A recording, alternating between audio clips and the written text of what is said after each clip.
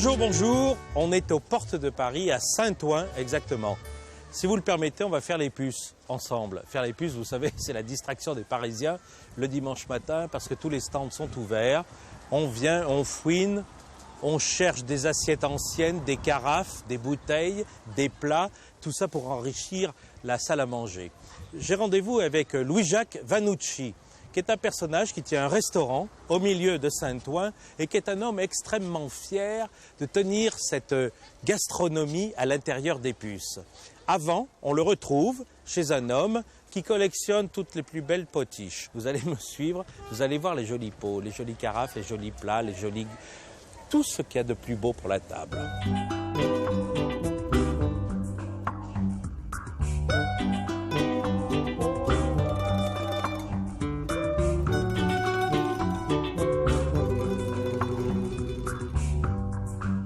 Il y a tellement de belles choses chez toi qui me rappellent les choses auxquelles je suis attaché. Et ces terrines, ça me fait rêver. Ça, c'est sympa comme terrine. Ah bah oui, c'est beau comme tout. Je pense que je pourrais peut-être faire... C'est rigolo. Si tu fais une terrine de lapin, attends, on a directement le lapin dessus. Je ferai certainement quelque chose. Bonjour messieurs, comment ça va? Oh Jean-Luc, quel bonheur! Et tu me découvres en train de chiner dans les moments de mon passé, de notre authenticité là. C'est bah, vrai, oui. c'est vrai. Oui, regarde. Ça correspond un peu à ta cuisine, tout ça. C'est tout ce que je fais. Oui, c'est ce que nous aimons. Bonjour Voilà monsieur. François Bachelier. Bonjour, comment allez-vous? Ah bien. Bon, voilà. Vous étiez en train de te balader. Voilà, les enfants, je vous ai dit, on est au milieu des puces de Saint-Ouen. Bon, voilà, alors, je cherche des terrines car je veux faire à nouveau vivre un peu nos idées du passé, la vraie terrine de grand-mère, nos choses. C'est que des choses anciennes ici, magnifiques. Hein. Ah oui, c'est que des choses anciennes. Oui. Et c'est quoi? Ce sont des casseroles, des écuboires, des choses comme ça. Des gobières, des poissonnières.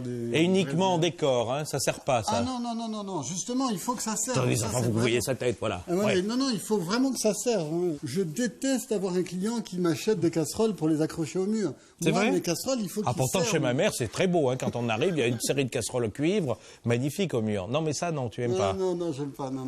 Il faut que les terrines servent, il faut que les casseroles servent, il faut que les... Et d'ailleurs, celles que j'ai déjà achetées nous servent. Et certainement, tout à l'heure, on ira goûter quelques terrines que je prépare maintenant là-dedans, parce que les cuissons, c'est autre chose. Je retrouve le passé dans ce type de terrine et de cuisson que je ne peux pas avoir. Tu es nostalgique, toi, Louis-Jacques. Hein, non seulement ça, mais... Un peu d'Italie, non? Un peu, il a quoi? C'est quoi? C'est quel coin de l'Italie? Vers la Toscane, un peu Carrare. Louis-Jacques Vanucci. Voilà, de Pistoia. Hein? Pistoia. Pas mal, les gars, comme nom. Mais pourtant, ça on commence le 1er janvier, on a terminé le 31 décembre. Son nom, Louis-Jacques Vanucci, des Pistoia, des Carrare, des Toscades. Concours national amateur de terrine, c'est quoi cette histoire-là, le jeudi C'est un truc génial, ça, c'est un truc, donc c'est bien. Concours national amateur de terrine. Tout le monde peut y participer. C'est plein de terrines sur les tables, et puis on goûte, on teste, on boit, c'est une bonne soirée. Sans blague, et tout le monde apporte sa terrine? Alors... Moi, j'aime bien cette idée. Qu'est-ce que vous en pensez? Concours national amateur de terrine. Il n'y aura jamais de guerre dans ce pays tant qu'on fera des concours comme ça. Ça, c'est pas mal, hein?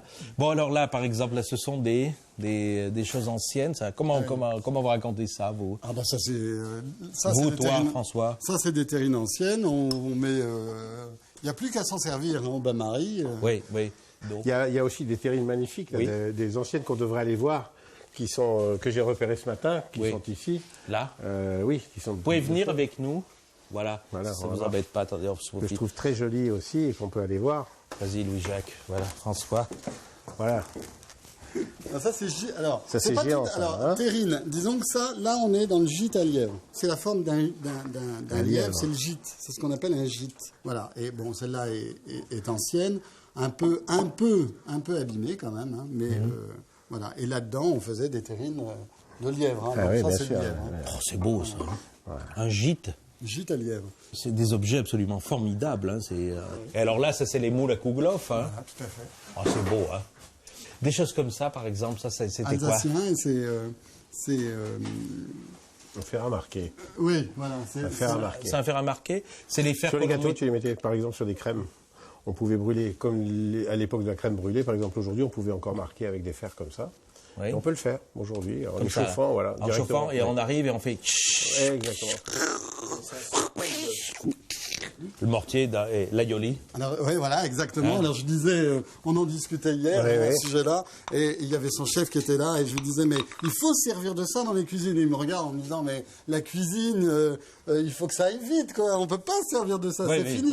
Mais pourtant, c'est dommage, hein, il n'y a rien de mieux. Alors après, il a reconnu quand même. Hein. Après... D'autant qu'on fait toutes nos épices avec comme ça. J'écrase le poivre au dernier moment, le Sichuan, etc. Mais j'ai hâte. Voilà, j'achète... il y aura peut-être un beau turbo. C'est vrai. Et en plus, quand même, il faut dire une chose, c'est que ton restaurant, c'est le repère de tas de copains parisiens qui adorent. Et même quand ils arrivent de province, leur idée, c'est on va aller voir Louis-Jacques. Ouais, c'est l'idée à ça. C'est des gens que j'aime bien et qui savent manger. Les enfants, quand on regarde sa bouille, juste 5 secondes, regardez sa bouille. Vous avez compris, non? On y va, je t'emboîte le pain. On y va, allez, allons-y. François, tu nous rejoins par le casse-croûte? Avec plaisir. À tout de suite. Hein. Allez, en avant. Tu sais que moi, la réputation de ta maison, quand on en parle à des gens comme le prix Goncourt, Yann Kefelec, il dit c'est l'endroit où on met la motte de beurre sur la table. Eh ben oui, et les radis autour, et le couteau, et le saucisson, et le pain. Mais j'ai un pain, c'est vrai. J'ai un pain qui est actuellement fait à Montmartre. Oui. C'est un boulanger d'enfer qui livre d'ailleurs des étoilés Michelin et des grands, et qui nous apporte aussi un pain là. Alors ce pain, le beurre salé, les radis... 5 secondes. Écoutez, non, mais c'est le pain, le beurre, les radis. On commence comme ça le repas. Ben, c'est rien, on est bien. Tout d'un coup, c'est le soleil. Voilà, c'est la vie, le jour, tout ça. Et nos amis des puces, tout le monde viennent là et on partage. Voilà, partager. C'est ce qu'on fait de mieux avec nos marmites, nos casseroles et l'amour de la vie. C'est par là chez toi? Voilà, c'est par là. On y va.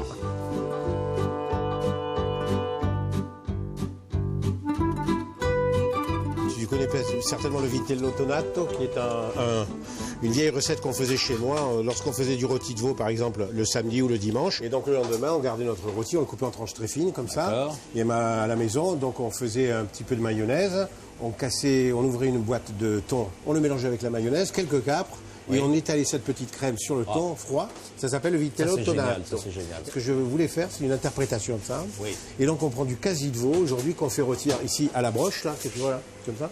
D'accord. Donc ce quasi, on le met là à rôtir, on le débite ensuite en tranches. Et à côté, je prépare une petite sauce dérivée de ce que je faisais, que je vais te préparer devant toi. Alors, souvenir de Louis-Jacques. Voilà. Et puis, ton vrai chef, il est là, non? Voilà, Frédéric, un Auvergnat Bontin. Bon, Auvergnat? Auvergnat. D'où? Clermont-Ferrand. Apprentissage là-bas? Bien sûr, à l'hôtel du commerce à Volvic. Oh, bah alors, voilà. Oui.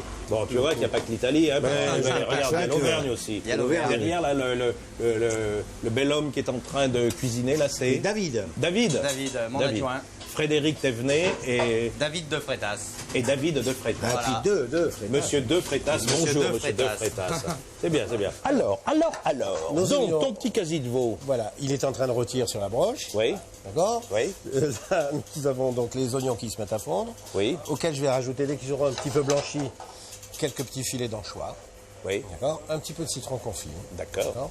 Et on les fait mal, fondre. non? Je vais rajouter du thon qu'on a préalablement fait confire. Je prends la ventrèche de thon que je fais confire dans de l'huile d'olive et qu'on va écraser ensuite là-dedans. Très bien. Là-dessus, une fois que c'est terminé, détendu, on le passe au mixeur. Écoute-moi, pendant que c'est en train de chauffer cette affaire-là, on pourrait peut-être voir une autre recette avec Frédéric. Bien sûr, Frédéric va peut-être nous montrer quelque chose.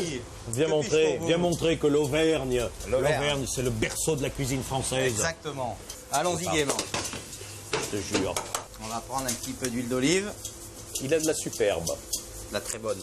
Très bonne L'homme de Clermont-Ferrand. Alors le thon confit arrive là sur la petite tombée. Les anchois. Les enfants, vous suivez, hein? Ouais. On va éplucher maison. un petit peu. Oui. Très bien. Bon, ensuite. Nous allons ajouter un petit mesclin. Un petit mesclin. Voilà. On va le laisser. Mesclin comme ça sur les oignons. Donc ça va tomber très vite, ça. Ça va tomber très vite. Oui. On va ajouter un peu de parfum avec des petites feuilles de basilic qui rappellent quand même le sud de la France. Oui. Clermont-Ferrand étant situé au sud de la Loire. Voilà. Spécialité de Clermont-Ferrand. Sans basilic. Exactement. C'est pas vrai, mais ça fait rien. Et des pousses de radis. Des pousses de radis. Les feuilles des radis? Les feuilles de radis. D'accord. Et là, nous mouillons au bouillon de légumes. Très bien. Donc très facile à faire à la maison. Voilà, bouillon de légumes. Alors moi, tu vois, là, mon temps, c'est parti, ça a bien pris. J'ai rajouté un tout petit peu de citron confit. Oui. Là, je vais prendre un tout petit peu de fond de veau pour détendre un petit peu. Donc voilà, imaginez un petit jus de veau qu'on va rajouter un peu dedans. Voilà, ça ira, parfait. Et j'ai quelque chose de formidable que j'ai réussi à avoir ici, c'est ça. Ça, tu vois, ce sont des capres de Pantelleria, qui est une des îles éoliennes, et dont c'est la spécialité. C'est remarquable comme goût, c'est au sel, comme ça que ça se conserve.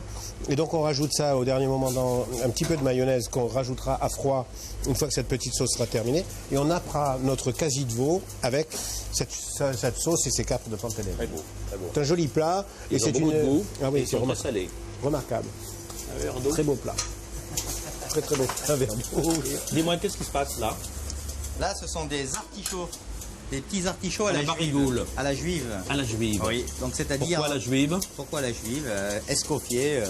C'est une d'escoffier. recette aussi qu'on dit s'appelait à la livournaise. Voilà. On va déglacer un tout petit peu de vin blanc. Vas-y, déglace avec un petit peu de vin blanc. Petite affaire comme ça. Voilà. Hop là. Voilà. On va faire vin partir blanc. ça et c'est Très bien. fini. Voilà. Et là, tu as Voilà, c'est parti. ta base, là. Il y a l'essence de la sauce. On va la faire l'essence. partir. Voilà. T'as On va l'essence la de la faire vie. un tout petit peu réduire. Passer au mixeur. Finer, ensuite terminer avec un petit peu de mayonnaise et nos capres au dernier moment. Ça va être un joli plat sur notre quasi qu'on va déguster certainement tout à l'heure à table. Voilà. Et bon, là, ça va. Là, tout va bien. On va additionner un tout petit peu de crème. Oui. C'est une crème que nous faisons venir d'un petit producteur Normand. normand. Voilà. Là. Donc bien cuire la salade, qu'elle soit encore bien verte, parce que lorsqu'on va mixer Sur la petite tombée d'agneau, je rappelle, un jus de légumes, Oui, oui, tout à fait. voilà. Un petit bouillon de légumes. Un bouillon de légumes, comme un reste de soupe que l'on aurait mis par-dessus. Exactement, très Voilà. bon, très bon. On fait tomber la salade, on met les herbes et là on mixe. Voilà. Donc, on va bien laisser tourner et on va attendre patiemment que tout se mélange.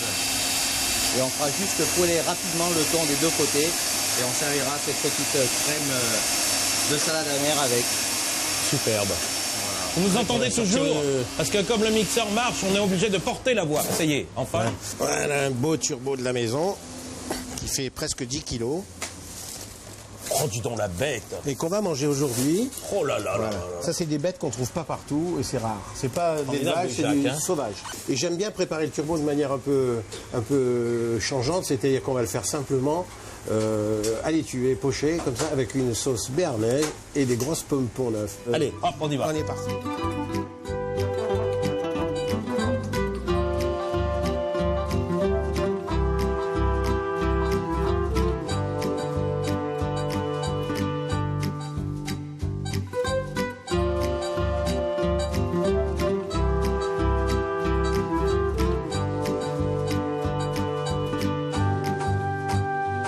Yves Cœur de Borde, vous le reconnaissez, les enfants, vous êtes des habitués de cartes postales gourmandes. Comment tu fais? Vas-y. Allez, fais-le.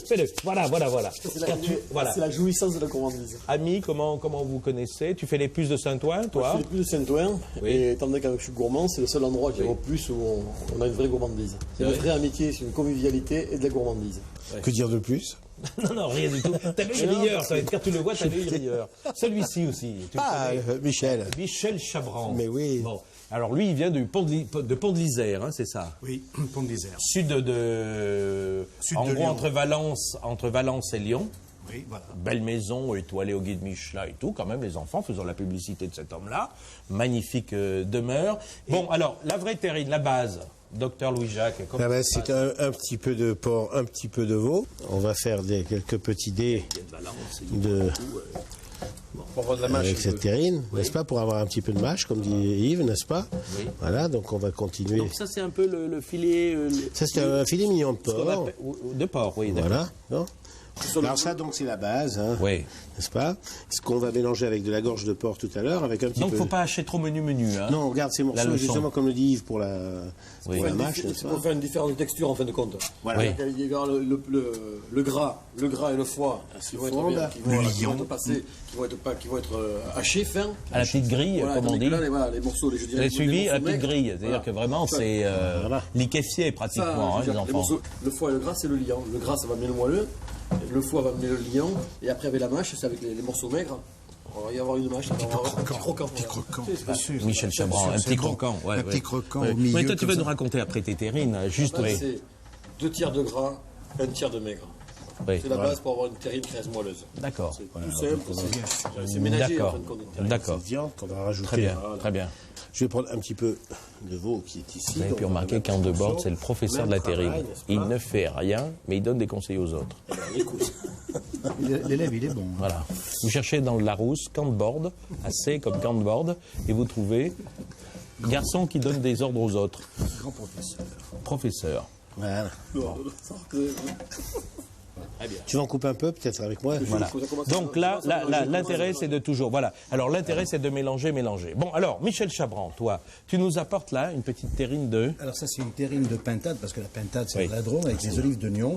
Et effectivement, on est toujours, comme l'a dit notre ami Yves et Louis, il y a toujours des morceaux. La terrine, le secret de la terrine, c'est les gros morceaux du croquant dedans. Un tout petit peu de liant. Oui. Et là, on voit très très bien, bien sûr, les morceaux de filet, le gras de la cuisse, les choses comme ça.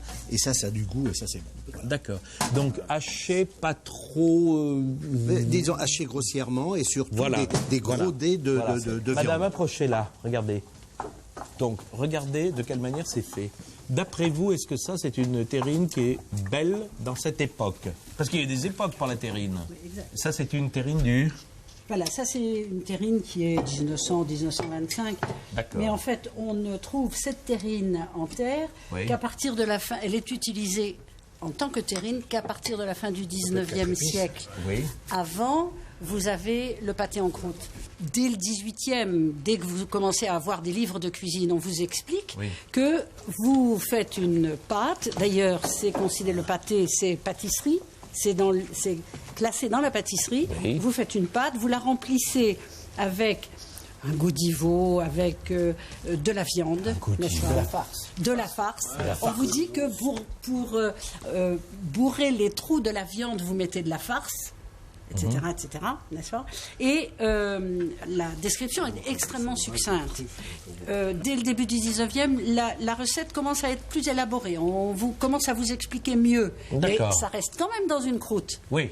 Et à la seconde moitié du 19e, là, on commence à vous décrire que, en fait, vous pouvez utiliser une terrine en terre dont les bords seront ceci, dont le couvercle sera cela. Et on vous explique que l'intérêt de cette terrine, c'est que la cuisson est plus longue et que les goûts sont plus réservés, plus rassemblés. Plus rassemblé. Concentré. quoi. Plus concentrés. Plus concentrés. Oui, oui. Il y a une chose très importante après, et c'est traditionnel, ce qu'on fait en cuisine, c'est quand on fait par exemple une terrine de pâté de campagne totalement traditionnelle, ce qui est très important, c'est qu'il faut la saisir. C'est-à-dire qu'il faut la mettre dans un four au départ très très chaud, de façon à la croûter. C'est-à-dire qu'en fin de compte, il va y avoir une carapace qui se fait sur le dessus, c'est la saisir pour la première demi-heure. l'aimes. On met un four très chaud, il y a une croûte qui se fait, qui est à la limite pratiquement, vous voyez, Ouais. qui a une couleur un peu noire, mais ça va permettre après de la conservation. Et c'est vrai qu'aprre on la presse, et donc la graisse naturelle Elle ressort. du gras qui réapparaît, on repasse dessus, et ça permet donc en fin de compte, voilà, quelque part d'avoir une conservation, d'avoir quelque part un film de graisse naturelle sur la À l'extérieur. À l'extérieur. Ouais. D'où l'intérêt, quand on dort, avoir une couette un petit peu lourde pour faire ressortir le gras. Bon, alors, donc ça c'est le secret d'une terrine, ça c'est joli. Ça, ici, là par exemple, on a Ça, c'est encore autre chose. Ah ouais. Qu'est-ce Alors que ça, c'est une la recette qu'on a ballotine. faite. C'est une ballotine en Oui. vérité. Alors la différence ballotine-terrine. Ballotine, c'est Voilà, on c'est- reprend la chair de la bête. On a met pris tout carrément un autour. canard qu'on a C'est ça, la désossé. définition, Ah, Michel voilà. Chabran. La ballotine ou la galantine, on désosse la volaille, le canard en l'occurrence, on le fend sur le dos, on récupère bien la peau, Oui. et ensuite on reconstitue, en laissant bien sûr les filets sur la partie de la Oui, peau, oui. on reconstitue avec une petite farce fine, les mignons et un petit morceau de lard, on peut mettre du foie gras, de la pistache, et là vraiment c'est quelque chose de remarquable. Et ça c'est cuit après à l'intérieur Voilà. de la peau. Ça, c'est quand même des beaux classiques de magnifique. la terrine. C'est la- notre oui. histoire, Oui, c'est oui. l'historique. Et qu'on mange chez toi, Louis. Il y a la maison, il y a le passé. C'est toi qui fais ça, là Oui, ça, celle-là, on l'a fait hier. Avec un coup de main de Frédéric. Avec Frédéric, qui m'a Derrière, donné un coup de oui, main. oui, oui, il est Et derrière. formidable parce qu'en plus, on a mis au Oui. point une petite farce qu'on a préalablement cuit, moitié veau, moitié porc, et c'est parfaitement assaisonné. Mais il baisse le Et ton. ça nous donne un petit... Oui, parce que c'est... Dès qu'on parle de farce, c'est un on petit baisse peu toujours le ton. Vous avez pu remarquer les confidentiel, enfants, oui, j'aime c'est bien. confidentiel. Une farce, c'est confidentiel. Et d'ailleurs, il suffit d'y croquer pour se rendre compte qu'il faut que ce soit confidentiel à être partagé. Bon, c'est joli. C'est vrai. François, mange, hein, toi. Mange. Dis-moi, camarade, toi, tu en es où, là? Alors ça, c'est une... Attends, on va le tourner dans l'autre sens. Voilà. Donc là, c'est chemisé avec des, comment dirais-je, des petites feuilles de légumes, Oui. des feuilles de blé, et ensuite on fait une farce avec de la tomate, des oignons, des carottes, beaucoup d'herbes, et on chemise cette terrine. Mais là, on l'a fait, ça c'est une terrine qui est faite à froid, c'est-à-dire qu'on ne la cuit pas, on cuit les ingrédients auparavant, et ensuite on monte ça dans une terrine, et on coule une petite gelée pour qu'on ait la tenue. Donc tout est précuit. Tout est précuit. Et tu alignes et tu montes. On aligne et on monte. Et tu fais ta petite cathédrale. Et on fait la petite cathédrale, le petit camailleux, comme D'accord. ça. Celle-ci, là? Ah, ça, c'est autre chose. Ça, c'est une terrine d'amis qu'on fait. Les enfants, un Ça, petit coup d'œil, là. Ça, c'est une terrine de gibier à plumes. C'est simple. Voilà. C'est correct. Chose comme ça, un petit peu qu'on garde. Pour les copains. On récapitule? J'adore quand vous récapitulez. On en est où par rapport à ta terrine? Nous sommes prêts. Il y a plus qu'on a chemisé, on a mis notre petite pâte brisée à l'intérieur de la terrine, on a mis un petit peu de la Donc on revient à la vieille terrine, on a chemisé avec de la pâte. On n'a plus qu'à remplir maintenant notre petite... Regardez terrine, l'ouvrier ce qu'on va Cardebord faire. comme il est gentil avec ses petites soucoupes. Ça, c'est un ouvrier de première bourre. Voilà. Il n'y a pas trop de temps. C'est À mon fait, avis, n'est-ce pas? à mon avis, oui. Il en Voilà, manque un peu. n'est-ce pas? François, t'es Donne un l'homme petit des coup de- un articles. petit coup de toi. jaja Tu aimes dessus, ça, voilà. mais en fait, C'est de l'armagnac. oui. Voilà. C'est juste un petit peu d'armagnac. C'est léger, juste- oui. En, C'est que ça sert. en passant. Ça sert. n'est-ce pas? Voilà. Donc, Et là, tu te rends compte que ça sert, en fait. Un petit peu Voilà. de poivre, c'est important. Oui. Voilà, un petit peu de pâte. Voilà. Là, tu as bien. On ferme notre petite Voilà. Très bien. farine, n'est-ce pas? On va passer un petit coup d'œuf dessus. Oui. Voilà. Ah oui, tu refais un petit chapeau. oui. Bon, c'est joli, hein, la manière dont il fait. Regarde là. C'est fabuleux. C'est très, très bien. Voilà. C'est magnifique. Le jaune d'œuf. Quand, Oui. quand c'est cuit avec un peu de truffe, un peu de Vous savez soda, pour quelle raison? C'est que si vous savez cuisiner, voilà, vous savez que dès que l'on met comme ça un petit peu de jaune d'œuf pour coller la pâte qui va venir par-dessus, regardez les enfants. Voilà. Je vais nous faire des petits dessins sympathiques. Tu ne regrettes pas d'être Et une venu petite cheminée, de parce que- Pont-de-l'Isère à Saint-Ouen, toi, Chambrand. c'est la- Regardez comme ils sont beaux, tous, là, autour. Bon, écoute, dis donc, tu as vu l'heure qu'il est? Parce que tes amis sont en train de s'installer Allez, derrière. arrive. Parce que ça, c'est Ah, la on surprise. arrive, Hein. ouais. Tu as vu qui arrive? Mais qui voilà? Ah, Il y a- ben, voilà. Non, mais il y a quand même un homme formidable, c'est Monsieur Paul Bocuse. Paul Bocuse d'abord. Tu l'as vu, il arrive juste Et il derrière. arrive, on Regardez, va il est en train de arriver, s'installer. il est en train de- Il lui faut toujours 10 minutes pour s'installer, parce qu'il arrive de Lyon, il est en train de petit s'installer avec peu de Alain temps se poser, Ducasse, mais il est d'autres arrivé. chefs. Comment a fait Candebord? Il a fait... On a fait. on va la mettre au four. On va la À mettre mon au avis, four. on va la mettre au four. Nous, on passe à table avec le Et on passe au table. et avec le beau Paul. Et puis le beau Paul, Paul et Bocuse qui puis est notre là. ami. Voilà. Et Alain Ducasse. et Alain Ducasse qui est Et là Yann aussi. Kefelec. Regardez, ils sont Et tous Yann arrivés. Kefelec Mais aussi. oui, mais c'est beau, quelle c'est table. de belles tablées. Je pense que Les nous allons être enfants, heureux. comme on dit au théâtre, rideau.